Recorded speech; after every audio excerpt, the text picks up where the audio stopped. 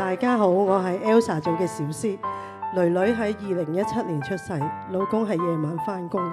朝頭早我媽媽會過嚟幫手，夜晚就得我一個照顧女女。對於一個唔識照顧初生 BB 嘅我，而老公又唔係成日喺身邊，令到我覺得不安無助。從此之後，我就越嚟越同老公多咗好多矛盾同衝突，所以成日嗌交。當時我向大姑奶求助，佢邀請我返教會。第一次返崇拜，聽到師母講道，最深刻的一句就係冇人愛你唔緊要，耶穌會永遠愛你。我聽完呢句好似充滿晒電，整個人充滿晒平安。之後再親自崇拜房參加崇拜，認識咗些華牧師。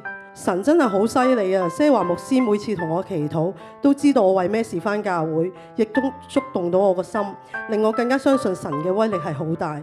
之後大姑奶再次邀請我返 Ada 姐姐嘅幸福小組，姊妹們呢好細心咁照顧女女，可以俾我無憂無慮參加聚會，感覺返教會好幸福。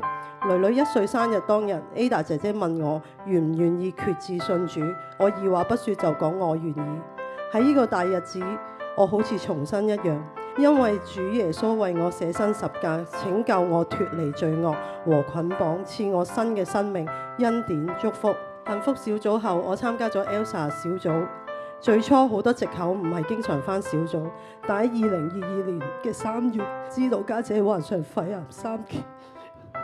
每次聲淚俱下錄音俾 Elsa 組長，組長極速有回電，佢打電話俾我安慰我，為我祈禱。當時我真係覺得好窩心、好溫暖，覺得自己真係冇入錯小組。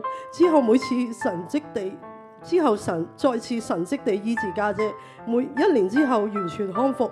佢今日都有嚟，再一次我經歷到神真實同保守。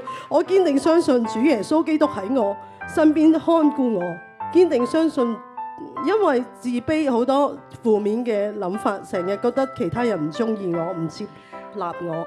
但我上咗豐盛的生命一課，知道投入小組生活都係侍奉嘅一種，又經歷到家姐嘅醫治，令我改變返小組嘅態度，開始投入小組嘅生活，明白神嘅威力好大，神創造每一個人都係獨特嘅，我唔需要同人比較，我都唔驚別人點樣睇我。之後我敞開心扉，分享自己擔憂嘅事，姊妹們唔單止關心我，仲俾好多寶貴意見我。因為佢哋嘅支持同埋愛護，令我慢慢愛上返小組，亦愛上咗我每一位嘅姊妹。當我願意信服神的神話，改變自己嘅說話態度，識得去愛我老公，愛我個女女，我家庭變得好溫暖同有愛。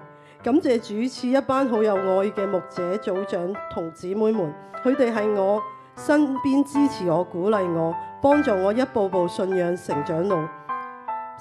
再次感謝主，再次所有榮耀歸給主。記得訂閱簽密見證頻道，撳埋個鐘仔，同埋幫手分享、點讚，等更多人認識神。